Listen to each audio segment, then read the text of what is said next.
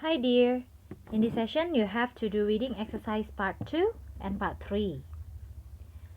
Reading exercise part 2 consists of a text followed by 4 option multiple choice questions which test the understanding of content and text organization. There are 7 or 8 questions. The text may be taken from a range of English language publications such as newspapers, magazines, or stories. There are some tips that you can follow. First, you must read through the text before looking at the questions.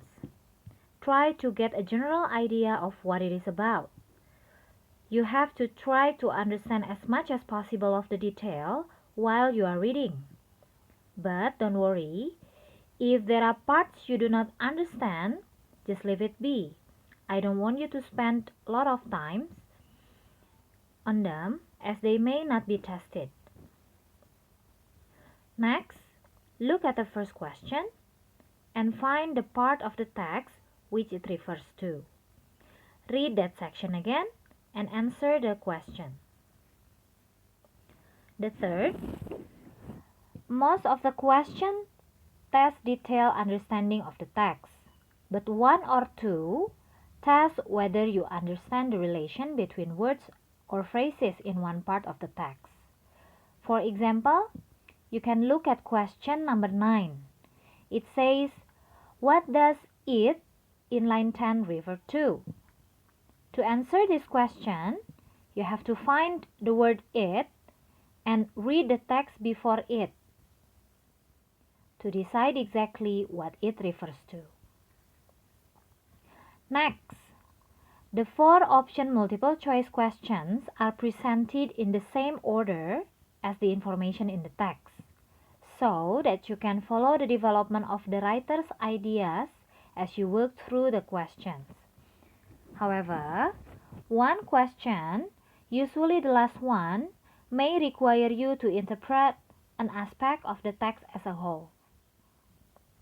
Now let's move on to reading part 3. It consists of one text, for example, an extract from a magazine, from which 6 or 7 sentences have been removed and placed in jumbled order after the text, together with one extra sentence which doesn't fit the text.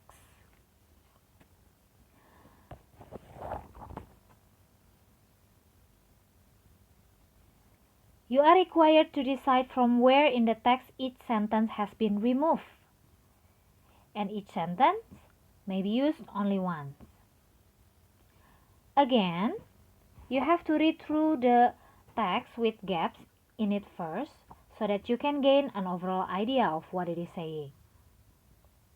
Then, read the sentences in the box. You have to notice anything about them which makes them different from each other. For example, maybe some of the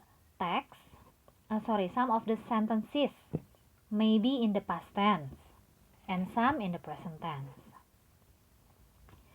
And then go back to the text and look at the first gap. You have to make sure that you look carefully at the sentences before and after the gap and decide what information is needed to join them together. And the last one is you have to look at the sentences in the box again and try to find the one which fits. If you cannot decide, leave that one and come back to it later, as some of the other gaps may be easier. Okay? Now, I want you to do exercise part 2 and part 3. And remember what I said before. Good luck, dear.